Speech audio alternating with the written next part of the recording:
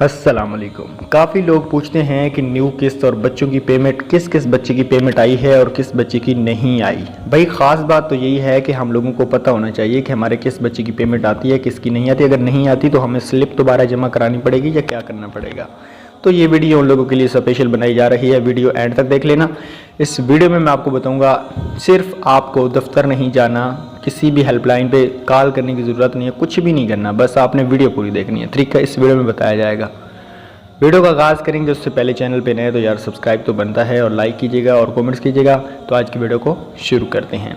भाई अगर आपने अपनी न्यू किस्त चेक करवानी है या बच्चों की पेमेंट चेक करवानी है कि आपकी टोटल पेमेंट कितनी आई है, किस बच्चे की आई है और किस बच्चे की नहीं आई, इसका सिर्फ एक ही हल है। वो कौन सा है? स्क्रीन पे आप नज़र रखें, 0800264777। कितना बैलेंस आया होगा? 5-10 रुपये, इससे ज़्यादा नहीं होंगे कभी भी। 2 मिनट 3 मिनट के अंदर आपकी ये कॉल रिसीव करेंगे। आपने इनको अपना आईडी कार्ड बताना है और आपने ये पूछना है हमारी टोटल पेमेंट कितनी आई है।